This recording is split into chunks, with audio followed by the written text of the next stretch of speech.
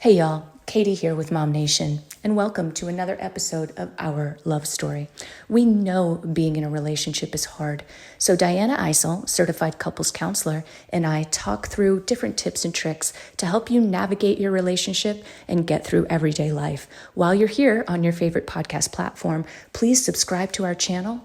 Or if you'd like to visit us on YouTube and watch the video, our handle is MOMnation USA. We hope you enjoy the show.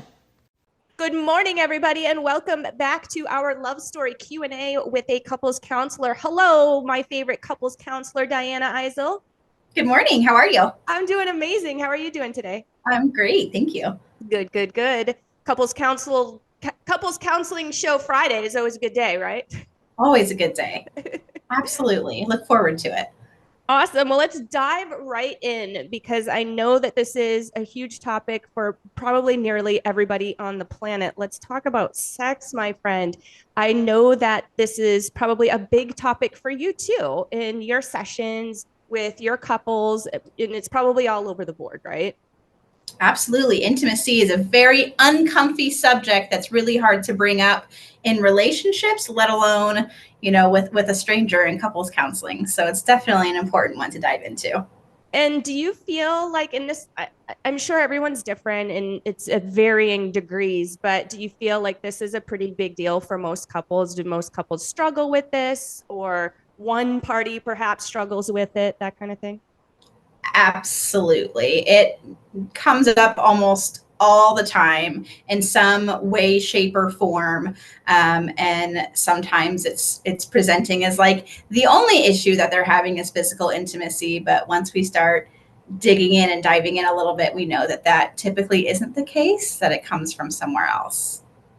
I feel like it's important for people to know, and maybe you can elaborate a little bit on this, to know that it's perfect. And I want to say this right to get my point across appropriately, but it's normal to have this kind of thing pop up in a relationship. Like I feel like sometimes I'll see posts and some women are like, oh my goodness, I feel like I'm not, holding up to my end of the bargain. I feel like I'm not being a good wife. I feel like, and they're, because they're having some struggles, or maybe it's a time thing. Maybe they're totally exhausted. Maybe they, just Yeah. had a kid or a new mom or something, Yeah. got a promotion at work or something like that. You know what I mean? And so Absolutely. I feel like it kind of has seasons. Like we may have a season in the very beginning where it's all hot and heavy and you're new, it's a new relationship, and so that changes over the years. Does that seem like a normal pattern? I just want people to feel normal.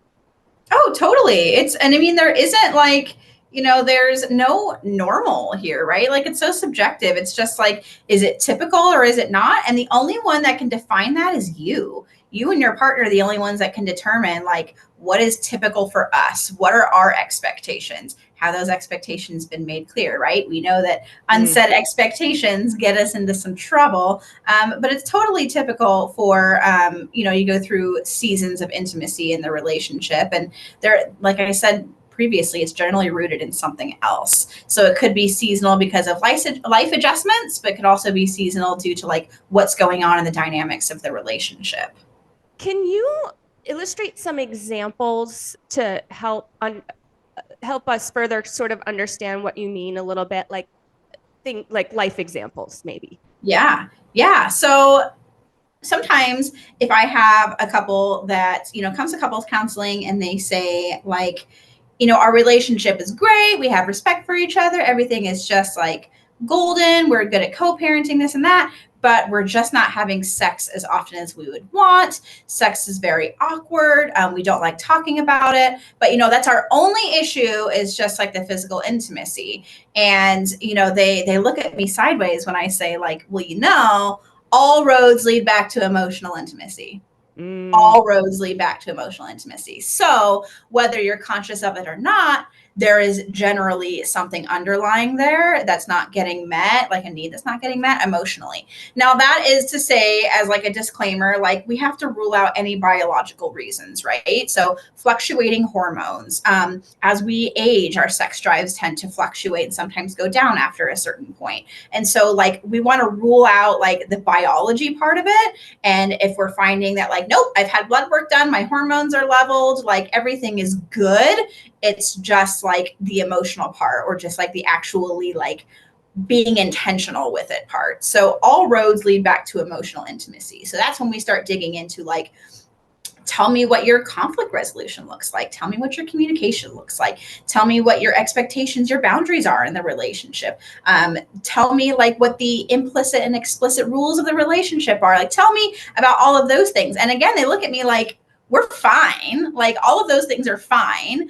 But most often when we start digging into those things, it's like, well, actually sometimes I do feel like I'm not heard, or sometimes like my opinion doesn't matter, or that I'm dismissed, or, that we don't agree on this particular parenting piece. And it's like, okay, there it is. So if you're not feeling validated, you're feeling dismissed, that means you're feeling uncomfortable, feeling vulnerable. And if you can't feel vulnerable just in simple communication or conflict resolution, how in the heck are you going to feel vulnerable in your most vulnerable state in the bedroom with no clothes on, right? Like that is the most vulnerable place you're ever going to be in your relationship in most cases. So if there's other places outside of the bedroom where some of that vulnerability is a struggle, that's why I say like all roads lead back to that. So let's start digging into like other dynamics of the relationship that maybe we've glossed over or that we've ignored.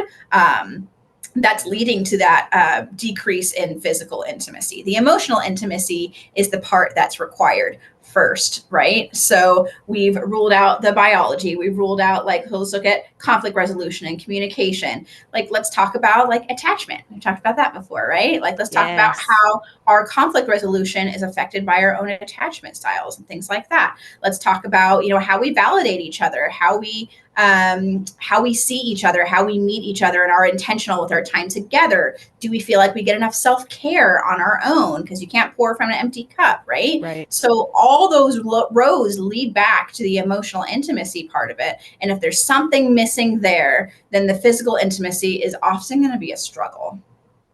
That makes so much sense. And going back a little bit to the health portion, I love that you brought that up, because I feel so bad for some women. I'll see some posts out there, and not necessarily in MOMnation, but in other groups as well, and they say, it's painful for me.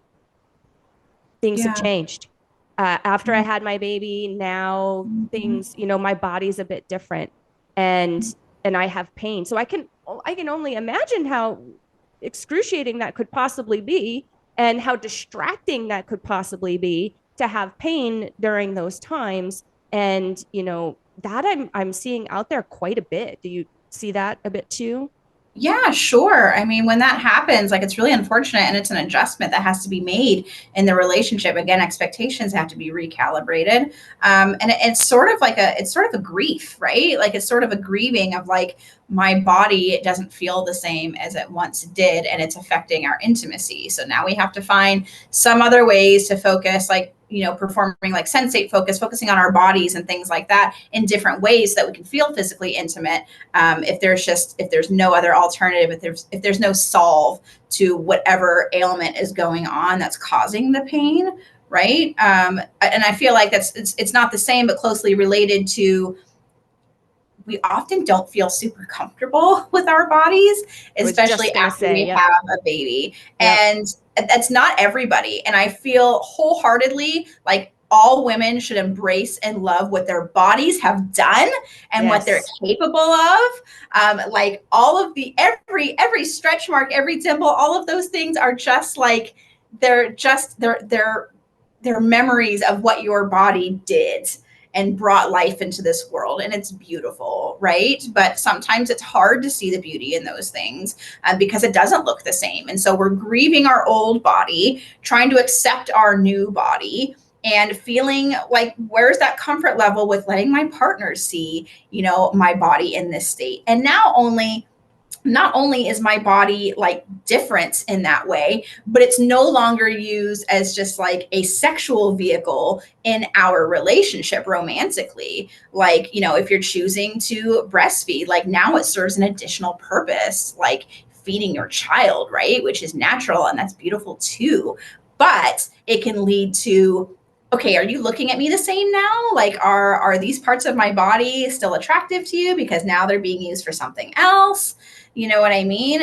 And that can also contribute to like the touched out factor, which is another reason that physical intimacy can sometimes be a struggle with new moms. Is like, I have a baby on me like hours out of the day. It's very overstimulating. Like I'm always being touched. If you've got another child, it's like mama, mama, mom. It's Can't like even pee alone. like Yeah. right. And so at the end of the day, when your partner is like trying to be physically intimate and you're just like, listen, I don't want to be touched. Like, I don't even want you to breathe on me right now. Like, Yeah. I just need my own space. And sometimes that's hard to understand and can feel like rejection on the other side. But that's where that uncomfortable conversation like has to exist, right? In that space of like, I don't feel like it's about us or about you or our level of intimacy, but like this is how I feel about my body right now. And so I'm just like, I'm asking for grace and for patience as I navigate this myself. You know what I mean? Mm-hmm. Totally agree. And I feel like as a society, we've gotten better, thankfully, but women are still looked at in my perspective, in my experience, as, more aesthetically. Like, so, their beauty is always brought up, right? And Mm-hmm. that's typically often addressed. Not so much with men that I've noticed, that I've experienced in 44 years of life. And so I feel like we're kind of trained to be a bit self-conscious about that, just from our upbringing and just from living out in society in general. Sure. What about the media? What about the influences that we have there with popular culture? You have Filters. these beautiful, celebrities that have babies, and then like, a week later they're out in public, and it's like, whoa, like I don't. That's not realistic. You know Right. what I mean? And so we set these unrealistic standards, and bless them, because I feel like it's really difficult to live in the public eye and have to present yourself in a very real way. So there's probably a lot of pressure on them to look a certain way, but it does send the message that if you don't look this way after you've had a baby, like you're not attractive. Mm-hmm. And that's tough. Mm-hmm. Any tips for moms out there that might be struggling with that to kind of help get over it? I mean, I know therapy is always a really great option, but anything that they can implement immediately, or any suggestions that you have?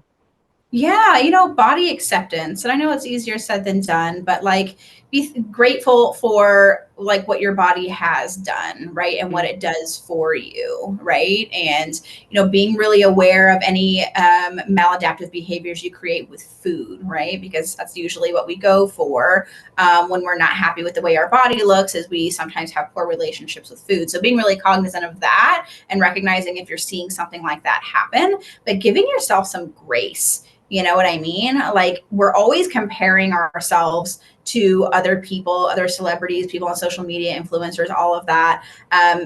Switch up your algorithms. Like we've talked about before, how we can set up our devices to, be really good for our mental health and also to tear us down. So if we're following particular influencers and, certain things that are maybe not as body positive, switch up your algorithms. Start watching some puppy videos, start watching some funny baby videos, something to Yeah. fool those algorithms to show you something else, because the algorithms will show you more of what you're viewing. So you go into this like vortex of all the same type of content, and it can really have a negative effect on your mental health. So be mindful of your media consumption, the things that you're reading, watching, seeing, following, all of those things. Looking for something on your body every day in the mirror, when you look, something that you're grateful for, that you like, that you're happy with, right? Like, you might not like everything about your body every day, but like, oh, I really like how, I really like how I look in these pair of pants or this shirt or whatever. And just finding something one day, one thing a day that you can really appreciate. That's body acceptance. You don't have to love everything every day all the time, but if you can find something, that's a really good start.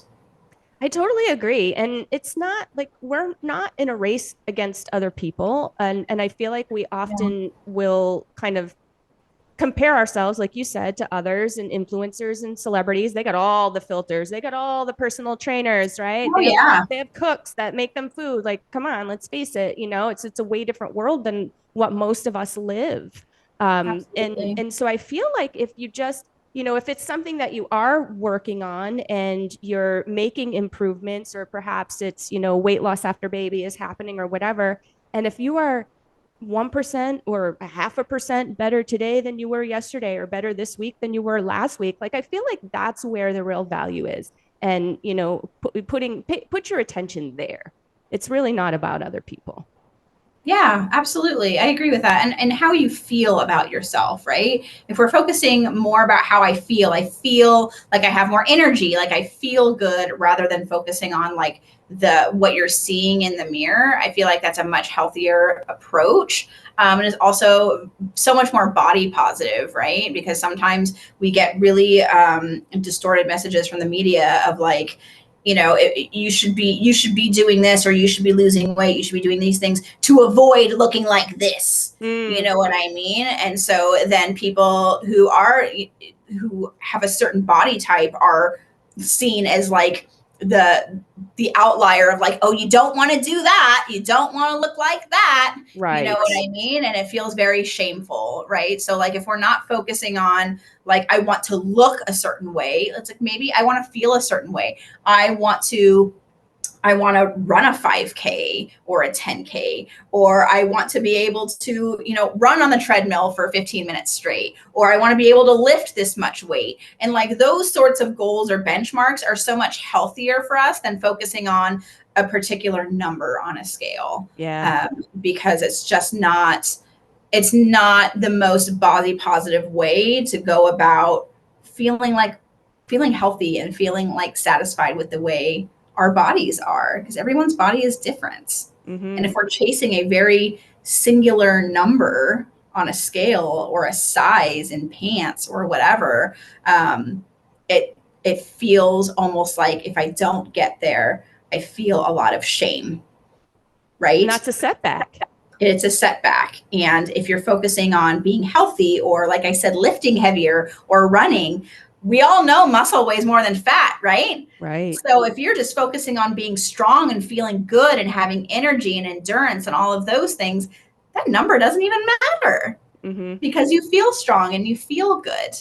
You know what I mean? So refocusing what your priorities and what your goals are has a really big impact on your overall mental health. I love that. Let's flip it to the other side. Do you run into men that have kind of some hesitance, like you had mentioned before? Your body is now being used to maybe feed a child. It just Mm-hmm. created one and delivered it. I know that Mm-hmm. some men struggle with that and have kind of a hard time um, moving into intimacy in the same way that they were before their woman's body did all of these things. In fact, I have some personal experience with that, and fortunately, in my case, it was communicated about, and we figured out how to get around it. But I know that some men struggle with that. Can you speak to that a little bit? Yeah, absolutely. I mean, it's an adjustment for everybody. Like your body is totally different and it's no longer seen in the same light that it was before. But Right. again, communicating about it and just being really transparent and honest about it, it's okay. Like it's okay that you feel that way. It's not shameful. It's not that you're being mean or being rude about it. It's just like it's a thing. It's very objective. Bodies changed. It's providing life for another human being. And so me sort of this cognitive dissonance of seeing you as like a sexual being but also like a mom, like sometimes it just takes a little bit longer to get there. And I think if you guys are both really open and honest about talking about it, like that builds more emotional intimacy and safety, and that kind of clears the pathway forward for that.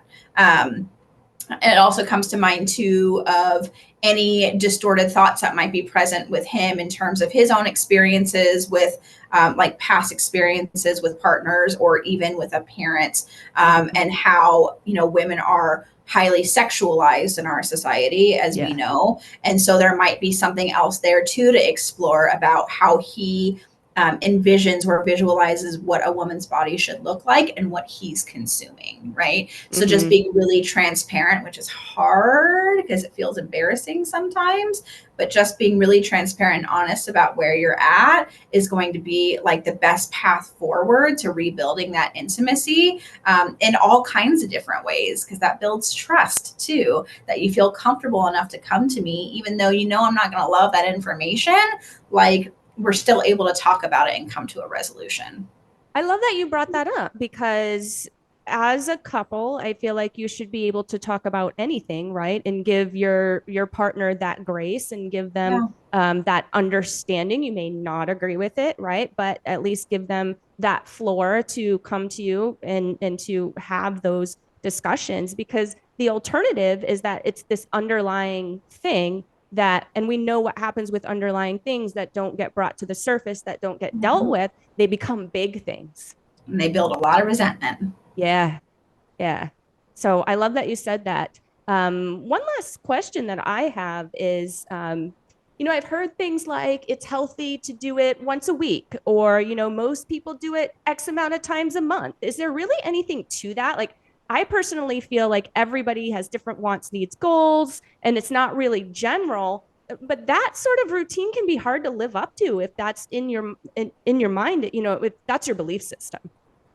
Absolutely. Again, like the expectations are, if they're clearly communicated, it's whatever you guys want it to be. It's your relationship, it's your rules. You know what I mean? And if you feel like, oh, we were intimate, you know, like twice a week or whatever, and now it's been like 2 weeks and we haven't been, like, where's the curiosity? Like, let's be curious, right? Instead of like making up all these like narratives in our brain or predicting things that are happening, just like, hey, I've noticed that we haven't been as physically intimate lately. Like, I just want to check in with you and like see how you're feeling about it. You know what I mean? Like, if you notice changes in your regular routine, then like, let's talk about it. But everybody's expectations are different. Everyone's routine is different. Everyone, you know, and it's also very seasonal. And also hormones play a huge role in that too. Yeah. You know, especially for women, because there's like times of the month that our sex drive is different.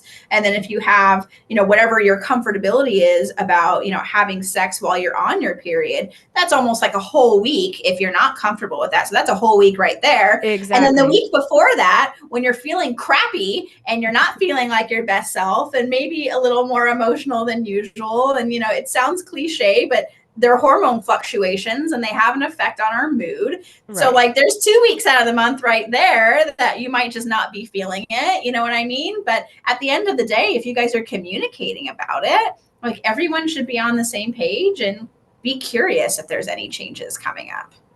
Totally agree. So it just all dials back to communication and what you had said, emotional. You had a really good term for it.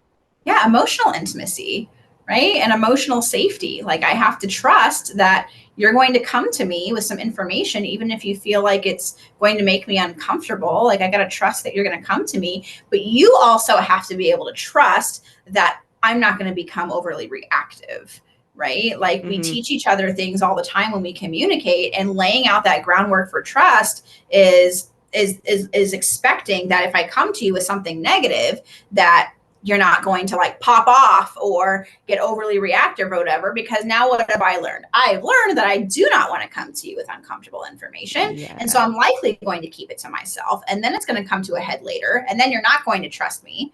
Right. And then it just like sort of like goes like spirals from there. Right. But I can also learn that I come to you with uncomfortable information, and you can say like, well, I don't love that, but like, okay, let me process that for a minute and like, let's figure it out, right? Like, I have now learned that I can come to you and that you're going to be calm and consistent. And that's easier said than done, right? There's going to be things that we're going to hear that like are instantly going to fire up our defenses, right? But we have to be It's a practice in being very mindful of when those feelings and emotions pop up and what do we do with them, right? Because if we have thoughts lead to emotions or feelings, which lead to actions, which lead to more thoughts, right? And it's just like this triangle that goes all the way around. So if the emotion is very reactive, like what's the thought that precipitated that? And that's often a thought of what do I think I heard?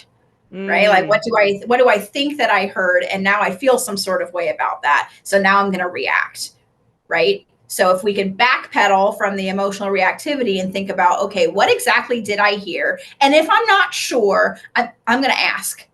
Like I heard you say X, Y, and Z. Is that what you meant to say? And give the other person the opportunity to say like, oh yeah, that's what I meant. Or no, that's not what I'm saying at all. You know what I mean? And then there's a little bit more time to work into the thought has been clarified. So now we can move into the, appropriate emotion, which then leads to the appropriate action. So it's all a practice in mindfulness and being aware of those feelings in yourself that are happening before the damage is done. And it's a practice. It takes consistency. It takes work. It's not an overnight thing. But if you're both committed to doing it, you can hold yourselves accountable to it and you can gently hold each other accountable to doing it too. Once you have that trust groundwork just laid out there, you can talk about anything. And that's such a nice place to be. Yes, absolutely. Awesome. And I know that you help couples with this day in and day out, and you are quite awesome at it. You also offer a 30-minute free consultation? It's a 15-minute consultation. Yep. You can schedule it on my website, DyannaEiselTherapy.com, and we can chat.